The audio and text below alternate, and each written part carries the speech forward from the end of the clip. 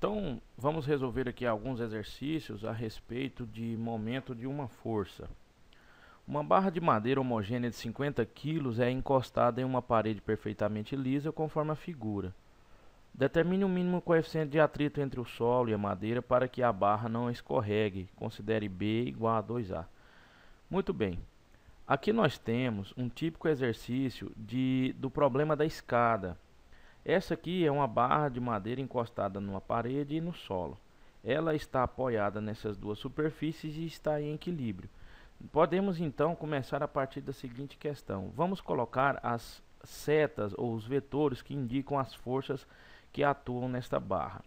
Primeiro nós temos aqui no centro de gravidade, como ela é homogênea, a força-peso diretamente na vertical. Depois disso nós temos as forças normais. Vamos colocar a força normal aqui. Vamos chamar essa força de N1. Depois que eu colocar essa força N1, antes de ir para normal 2, eu quero comentar com vocês a respeito do teorema das três forças. Se nós temos duas forças aqui atuando nesta barra, vamos colocar as suas respectivas direções.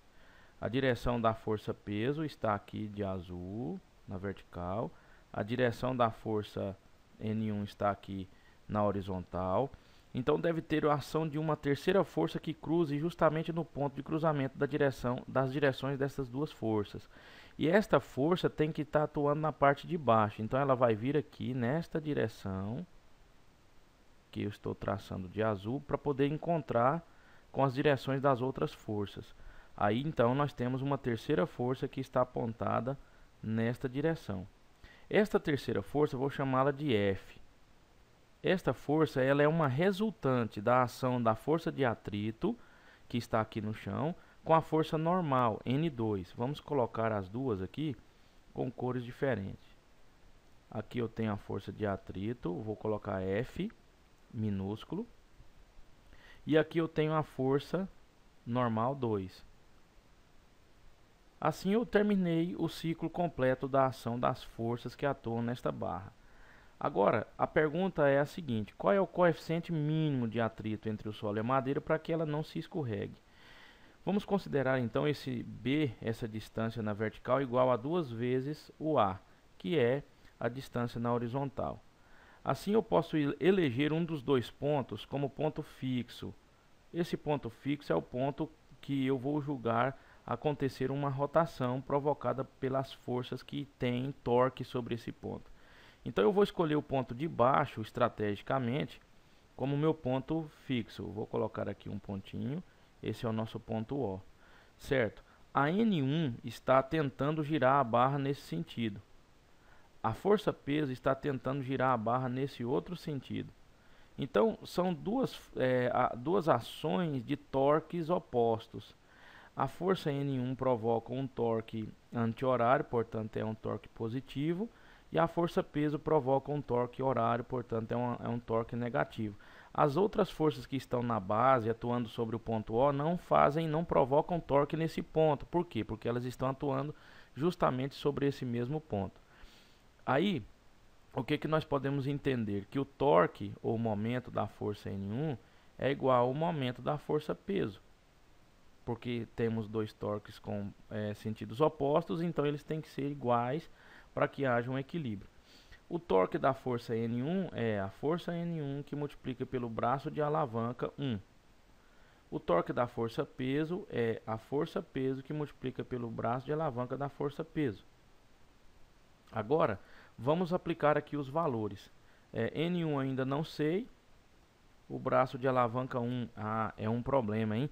Vamos lembrar o que é braço de alavanca. Eu vou aqui para a força N1, a direção está aqui na horizontal.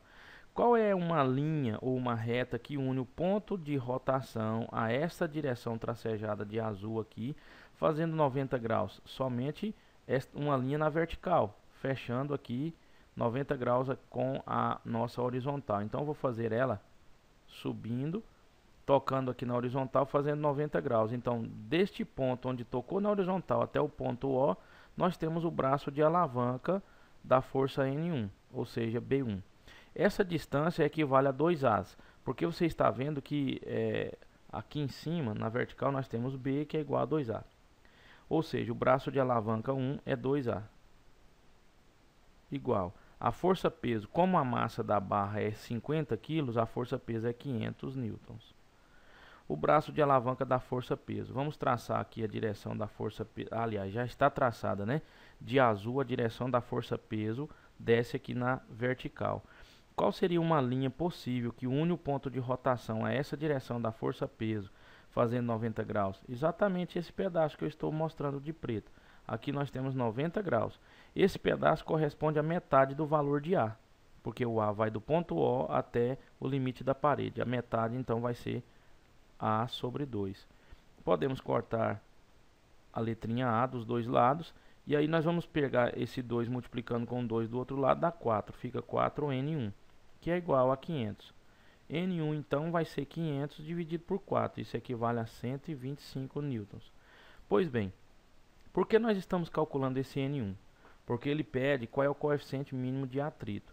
Daqui a pouco você vai lembrar que a força de atrito é igual ao coeficiente de atrito multiplicado pela normal. No ponto em que está o contato e acontecendo a força de atrito, a normal é N2. Então nós precisamos achar o valor da N2 e a força de atrito para poder calcular esse coeficiente de atrito. Ah, tá. Na horizontal nós temos duas forças, N1 e força de atrito. As duas são as únicas forças na horizontal, uma para a direita, outra para a esquerda. Espero que você esteja visualizando aqui a força de atrito F e a força N1 aqui em cima. Se as duas têm sentidos opostos e estão na mesma direção, elas equilibrando este corpo, elas têm que ser iguais. Por isso eu posso dizer que esse N1 é igual na nossa própria força de atrito. Agora me resta achar o valor de N2. N2 está oposta ao peso. N2 é para cima, peso é para baixo. As duas únicas forças que atuam na vertical. Essa força F, que está aqui de vermelho, ela é simplesmente a resultante dessas outras duas, força de atrito e normal 2. Quando você considera duas componentes de uma força, você pode desconsiderar essa força. Ou seja, esta força F é a resultante de N2 com F. Então nós podemos desconsiderar a ação dessa força F. Muito bem. Sendo assim, a única força que atua para baixo é peso e a única força que atua para cima é N2. Se as duas são opostas e o corpo está em equilíbrio, ambas têm que ter o mesmo módulo. Assim eu posso dizer que a N2 é igual ao peso. Se o peso é 500, N2 é 500. Assim sendo, eu posso atuar agora nesta expressão da parte de cima. O coeficiente de atrito, então, vai ser a força de atrito dividido pela N2. É a normal que está atuando no ponto de contato. Então, esse coeficiente de atrito é a força de atrito 125, dividido pela normal 2, que é 500. Então, esse coeficiente de atrito é o mínimo, por quê? Porque são as condições de equilíbrio para a barra. Se nós estamos colocando tudo nas condições de equilíbrio para essa barra, o coeficiente de atrito que nós estamos calculando utilizando esse N2 e essa força de atrito é o nosso coeficiente mínimo de atrito, que é o que o exercício está pedindo. Então, dividindo 125 por 500, nós temos 0,25. Opa, esse então é o coeficiente de atrito mínimo para que esta madeira não se deslize na horizontal. O coeficiente de atrito não tem unidade de medida, pois ele é uma grandeza adimensional. Por que ele é adimensional? Em cima eu tenho força de atrito, é medida em Newton. Embaixo eu tenho a força normal, também é medida em Newton. Newton com Newton você pode se cancelar. Aí não tem unidade de medida. Vamos agora para essa outra questão. Uma pessoa de 50 kg caminha sobre uma tábua homogênea de 10 kg e 2 metros de comprimento e que está apoiada por suas extremidades. Cada apoio pode exercer no máximo uma força de 400 newtons. Determine a menor distância que a pessoa pode se aproximar da extremidade. Muito bem. Nós temos aqui uma barra. Vamos fazer o desenho de uma barra. Esta barra, ela está apoiada nas suas duas extremidades. Então eu posso dizer que tem um apoio. Me desculpe, deixa eu corrigir isso daqui. Vamos dizer que então nós temos um apoio na extremidade da esquerda e um apoio na extremidade da direita. A barra tem um peso que atua no centro de gravidade dessa barra. Vamos chamar isso aqui de peso B, peso da barra. que pelo fato da barra ter 10 kg, ele vale 100 newtons. A pessoa vai estar caminhando para o lado de uma das extremidades. Vamos colocar que esta pessoa esteja caminhando aqui para o lado da extremidade da direita. Vamos colocar uma pessoa aqui. E esta pessoa tem um peso que atua também na barra. Vamos chamar esse peso de peso da pessoa, PP. Que pelo fato da pessoa ter 50 kg, o peso dela é 500 newtons. Agora, esta barra está apoiada sobre esses dois triângulos que eu coloquei aqui. E então ela está fazendo uma força contra eles e eles repõem uma força para cima contra a barra, devido ao fato da ação e reação. Então nós temos uma força atuando aqui para cima, que eu vou chamar ela de normal 1, e uma força atuando aqui para o outro lado também para cima, que eu vou chamar ela de normal 2. Como a pessoa está caminhando para o lado da direita, essa normal 2 está maior do que a normal 1, e é sobre ela que nós vamos colocar a nossa atenção. O máximo que ela pode suportar aí é receber uma força desse apoio é de 400 newtons. Então, devido a essas condições, nós começaremos a analisar a situação como sendo este ponto aqui o ponto fixo, o ponto O. Então, vamos começar a resolução do problema. Se eu tenho aqui 4 forças atuando na barra e uma delas, que é a N1, está atuando no ponto de rotação, as outras estão fazendo torque naquele ponto de rotação. Note você que o peso da barra e o peso da pessoa estão tentando girar a barra neste sentido. Sentido horário, momento negativo. E o torque da força N2 é positivo, porque ele está atuando no sentido anti-horário. Então eu posso dizer que o torque, ou momento da força N2, é igual ao momento da força peso da barra, mais o momento do peso da pessoa. O momento da normal N2 é N2 vezes a sua distância ao ponto de rotação, seu braço de alavanca, que corresponde à distância da nossa tábua, né? Que é 2 metros. Igual o momento do peso da barra, o peso da barra vezes o braço de alavanca, que é a metade da distância da barra, está então a 1 metro de distância, mais o momento do peso da pessoa.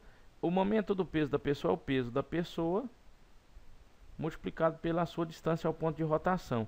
Se você considerar aqui a distância da pessoa à extremidade da direita como x, então a distância do peso da pessoa ao ponto de rotação é a barra toda subtraída desse x. Então vai ser a barra, que é 2 metros, menos o x. Assim eu posso substituir os valores. N2 é 400, que é o limite da força que ela pode suportar, vezes 2, que é igual a P1, P vezes 1, melhor dizendo. Esse P aqui é o peso da barra, né? Que vale 100. 100 vezes 1 é 100. Mais peso da pessoa, que é 500. 500 vezes 2 vai dar 1000. Agora o 500 vezes o menos x vai dar menos 500x. Assim eu posso dizer que vai dar 800 desse lado. E do lado de lá nós temos 1100. 1100, eu vou passar o 500x para o lado esquerdo. 1100 menos o 800. Nós temos então que 1100 menos 800 dá 300. 300 dividido por 500. Esse x então vai ser 0,6 metros. Ou 60 centímetros. Muito bem, então esses dois exercícios aqui já dá para a gente ter uma ideia de como resolver os exercícios a respeito de torque ou de momento de uma força. Um forte abraço do professor Éder e até o nosso próximo encontro.